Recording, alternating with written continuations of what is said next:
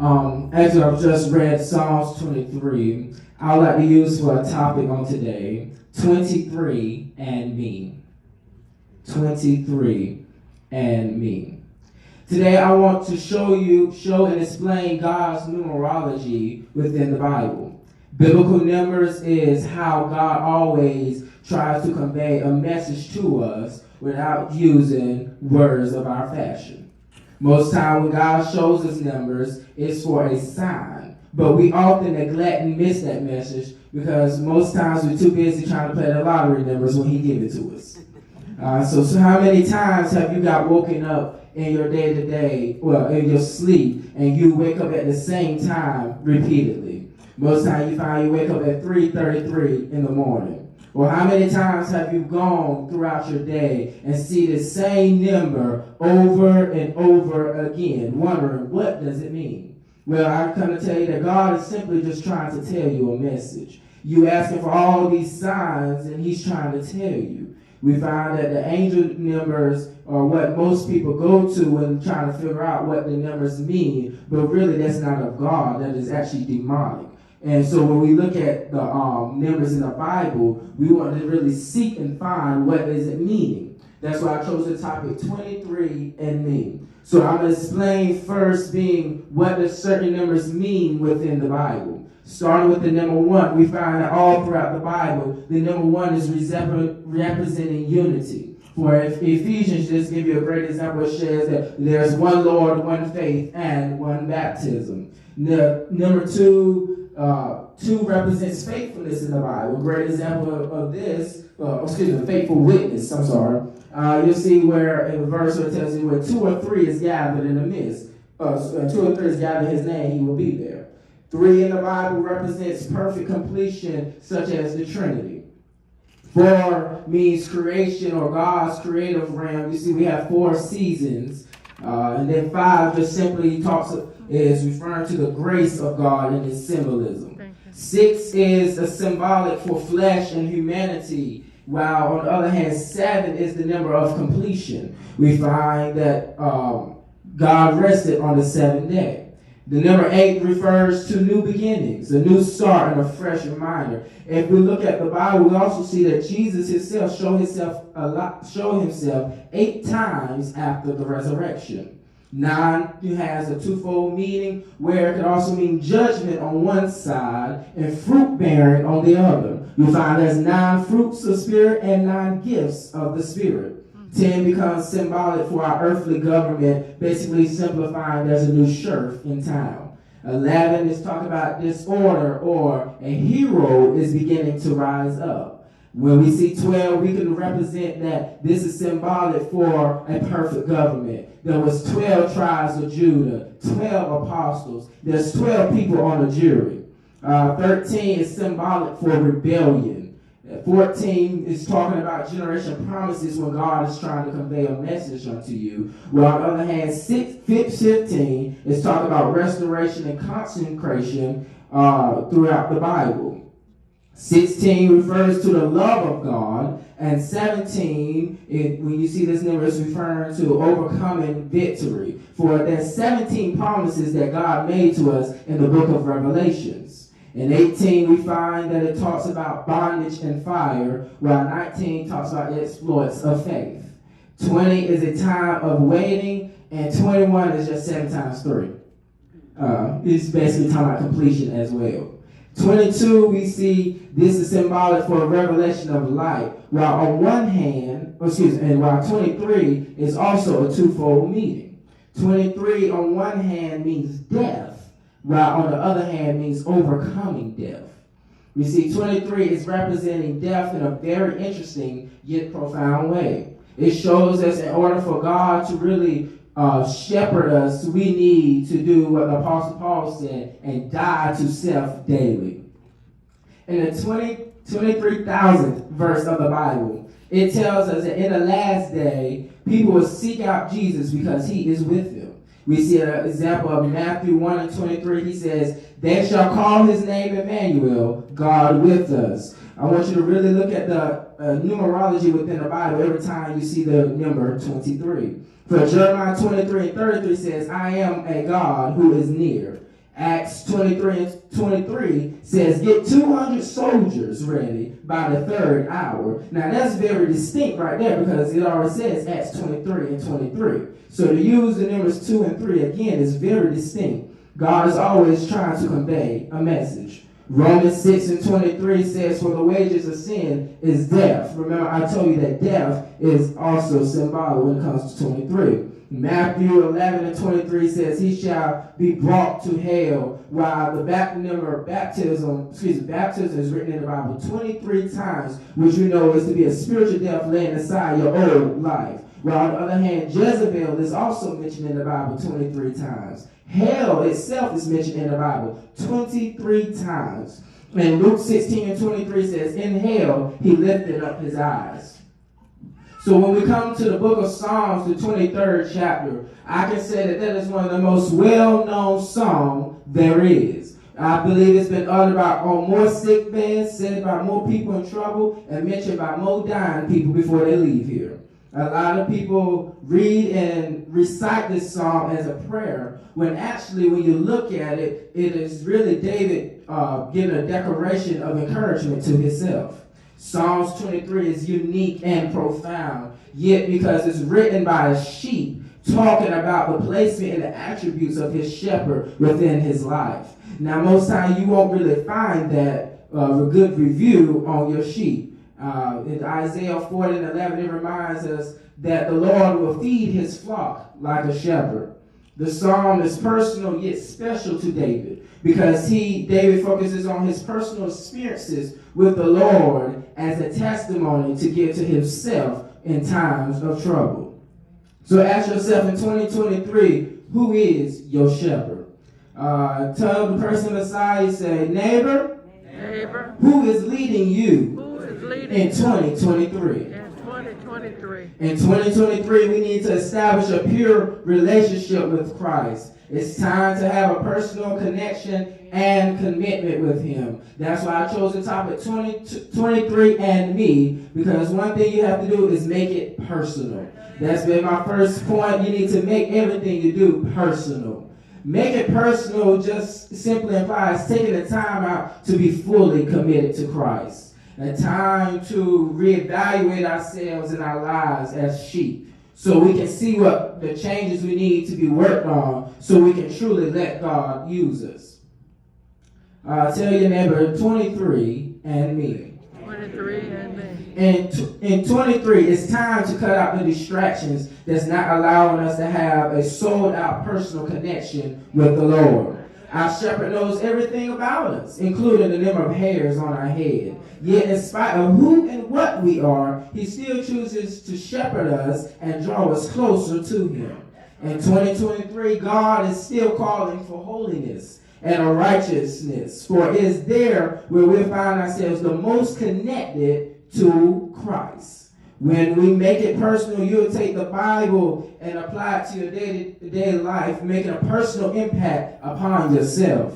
For when we make it personal and live in holiness and reevaluate ourselves, God will begin to reveal to you your true colors and start to begin a new work within you. See, we always want the Lord to show us our true colors by everyone else except for ourselves. But we need the Lord to unplug everything that's not like him, and then there will be a release of healing and deliverance that will come from us. While you're making this personal connection to Christ, he'll also teach you and train you in his likeness. The Bible tells us to train up a child in the way that they shall go, and they will not depart from us. And that's all the Lord wants to really do with us, is train us up and strengthen us so we won't depart from him as sheep. Secondly, I want to say you need to be fully submitted to God and his word. Too many of us are living a halfway double lifestyle. It's time out for being a lukewarm Christian. For the Bible is the breath of God, which means you can't accurately hear from God if you aren't investing time with him. John 10:27 says, my sheep know my voice. But how can you know his voice if you don't know the Lord? One cannot submit to God without having humility or obedience. For the Bible makes it clear that obedience is better than sacrifice. The problem is, Some people want God to make them a shepherd before they even become a sheep. Tell your neighbor, you have to learn to be a sheep before a shepherd. So many people want the blessings of God, but they don't want the sacrifice that comes with it. They want the Lord to prepare a table before them, but they don't want to work to get it. So you need to tell your neighbor, a man that don't work, don't eat. All right. Now, see, it's interesting that a lot of people want the Lord to prepare them a table, yet but won't work to get there. Even David testified in Psalms, said that he went through a valley before the Lord even prepared him a table. So you have to keep that in mind before you ask the Lord for everything that you want. It comes with a cost. Even Christ had to live a humble life and serve others before he could really be served like we are serving him today. And if you want to be like Christ, you need to remain humble, just like him. We need to be obedient unto God. Well, as Christ was obedient to his Father as he was down here doing his will. The problem is we want to live a life where we don't want, where we do what we want and include God instead of doing what he wants us to do where he's already in the midst. And obedience comes and includes a fasted lifestyle. In 23, I told you it means death, so you need to kill your flesh and turn down your plate. So God can purge your heart and give you a clean one, as David said. A fasted lifestyle will keep you on the straight and narrow path that we must walk. For the Bible declares that some things only come by fasting and prayer. And my third point being, when you're facing your valley. It is here in Psalms 23, verse 4, we find that David explains to us that there is a valley that will come. Whether it is a valley of depression, anxiety, fear, grief, or hardship, your valley will come. He already knows this because, one, he's been through a valley himself. He's showing his experience and telling you that there will be troubled days.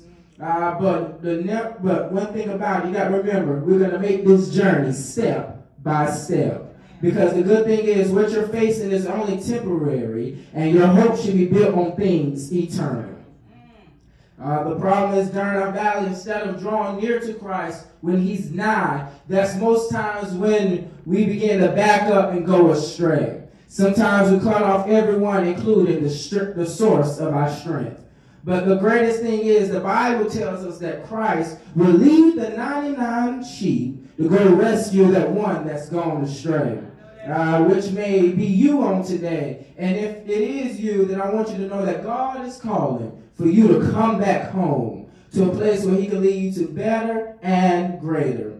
Don't let your valley become your dead end, but allow it to be a stop sign and move on to a testimony. There's a story I like to tell you about what happens if you allow the Lord to be a shepherd in your life. There was a man that was in need of a job really bad. He prayed to God and asked him what to do. And as he began to ask the Lord gave him instructions, and he commanded him on what to do. God showed him a local corporation downtown and told him, you go to that place, ask for a job, and keep going until they hire you. So the man got up that Monday morning, got dressed, went to the corporate office, talked to the personnel officer, and while the man was looking over his resume, the personnel officer said, sir, I'm sorry, but we're not hiring for that position. The man went home, got undressed, prayed, and went to bed. On Tuesday, he got back up, got dressed, and went downtown to this corporate office. And he told him, I need a job really bad. Can I speak to your personnel manager? The personnel manager said, sir, I see your resume and all it includes, but I'm sorry, you don't have enough education. So the man began to go back home, get undressed, prayed a little bit, and went to bed. That Wednesday morning, he got back up, got back dressed, went down to the office. He told the people, I need a job badly. The personnel officer says, sir, I'm sorry, but you don't have enough education or experience. And the man went back home, got undressed, had a little talk with Jesus, and went to bed. On the Thursday morning, he did the same. Got back up, got dressed, went down to his corporate office. And when he was there, before he could even get out a word, the personnel manager said, you must be crazy. Why do you keep coming back here after I told you we can't give you a job? And while doing that, the man went back home, got undressed, and had a little talk with Jesus. And the man, I forgot to tell you, also the personnel manager said, if you come back here again, I'm calling the police. So he went home, got undressed, had a little talk with Jesus, went to bed. On that Friday morning, I want you to know he got up, got dressed, went down to the corporate office. This time he got to the corporate office, he went back to the personnel people. And the manager said, didn't I tell you, if you come back again, I'm going to call the police. The man said, sir, I understand that, but I can't stop until you give me a job. And about that time, his CEO was coming out the business. And coming out his room in the business. And he began to walk down the halls looking at the commotion that these two are causing. And walked up to him and asked, what's the matter? The personnel person said, this man is crazy, he won't leave. I keep telling him we can't give him a job, yet he keeps coming back. So the CEO asked the man, why do you keep coming? The man said, I understand I'm not qualified for the position. I know I look crazy, but the only reason I keep coming back is because God told me to keep coming until you give me a job. And the CEO said, who told you? The man said, God told me. And the CEO said, well, I can't argue with that because I am a child of God. And about 25 years ago, the Lord told me that I need to come to the same business and do the same exact thing. And with that being said, the CEO gave him a job right on the spot because he was led by the Lord. And I'm reminded of a scripture that says the good man steps is ordered by the Lord. And that man got so happy that he stopped and shouted in that spot. The man began to shout and sing his testimony. He began to say, I've been through the storm and the rain. I made it somehow. I had heartaches and pain, but somehow I made it. Now, church, I'm gone. And I want you to know that when God begins to make a way, you don't need to go astray. All you got to do is let the Lord lead you and do according to his will, and he will make it all right. Let the Lord lead you because he laid the foundation and made the way plain. What more can he do? He came down 40 and 2 generations, born in Bethlehem, wrapped in swaddling clothes, baptized in Jordan, and driven in the wilderness, tempted by the devil, and arrested in Gethsemane, crucified on Calvary, wounded in the side. But on that Friday, I want you to know, he died. Didn't he die? He died till the sun refused to shine. He died till the soldiers sent to him. So surely this must be the Son of God. But it didn't stop there, because he got to leave his other. He went down into hell, took the keys from the devil.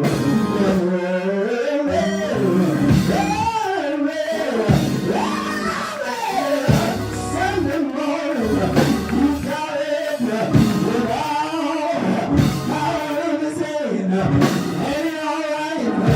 Ain't it all right?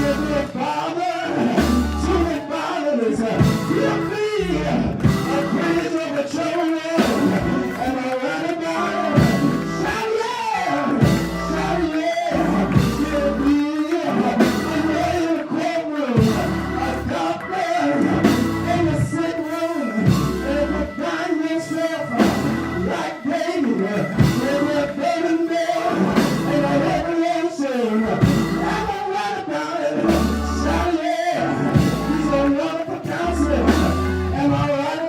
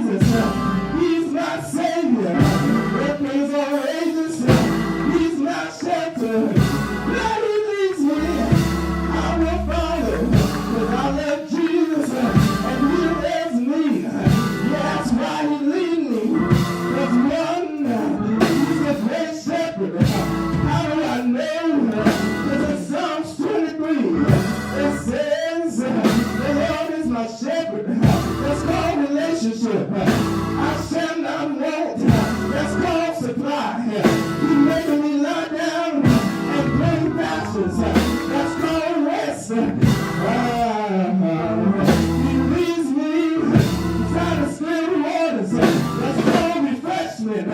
He spares me, and that's called healing. He leads me in the path of righteousness. That's called guidance. For his name's sake. That's called purpose. Yeah, Lord, I walk through the valley. That's called testing. I will fear no evil. Because that's called protection. For thou art with me. That's faithfulness. Your rod and your staff, they comfort me. That's called discipline. Prepare a table before me in the presence of my enemies. That's called hope. Lord, anoint my head with oil. That's called consecration. My cup running over.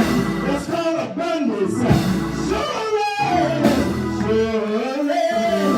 goodness and mercy shall follow me all the days of my life. That's called blessings. I will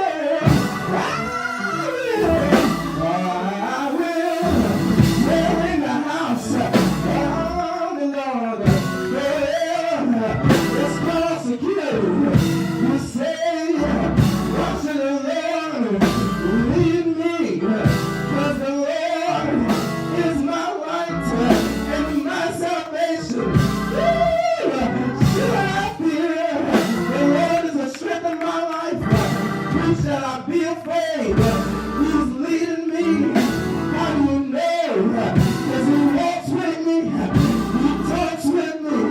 He tells me I am his own. And my mother and my father forsake me.